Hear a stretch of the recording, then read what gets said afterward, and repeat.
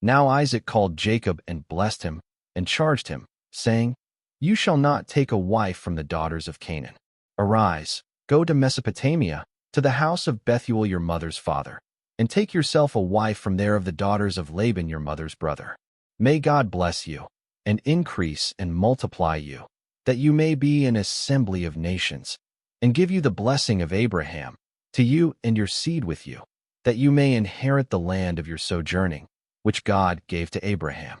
So Isaac sent Jacob away, and he went to Mesopotamia, to Laban the son of Bethuel the Syrian, the brother of Rebekah, the mother of Jacob and Esau. Now Esau saw that Isaac had blessed Jacob, and sent him away to Mesopotamia to take himself a wife from there. And as he blessed him, he gave him a charge, saying, You shall not take a wife from the daughters of Canaan. And Jacob had obeyed his father and mother, and had gone to Mesopotamia. Also, Esau saw that the daughters of Canaan did not please his father Isaac. So Esau went to Ishmael, and took Mahalath the daughter of Ishmael, Abraham's son, the sister of Nebajoth, to be his wife in addition to the wives he had. Now Jacob went out from the well of Oath, and went toward Haran. So he came to a certain place, and stayed there all night, because the sun had set. Then he took one of the stones of that place, and put it at his head, and he lay down in that place to sleep.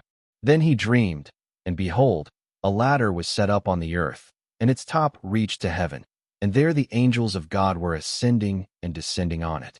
So behold, the Lord stood above it, and said, I am the Lord God of Abraham your father, and the God of Isaac. Do not fear. The land on which you lie I will give to you and your seed. Also, your seed shall be as the dust of the earth. You shall spread abroad to the west and the east, to the north and the south. And in you and in your seed all the tribes of the earth shall be blessed. Behold, I am with you, and will keep you wherever you go, and will bring you back to this land. For I will not leave you until I have done what I have spoken to you. Then Jacob awoke from his sleep, and said, The Lord is in this place, and I did not know it. So he was afraid and said, How awesome is this place! This is none other than the house of God, and this is the gate of heaven. Now Jacob rose early in the morning, and took the stone he put at his head, set it up as a pillar, and poured oil on top of it. Thus Jacob called the name of that place Bethel, but the name of that city was Luz previously.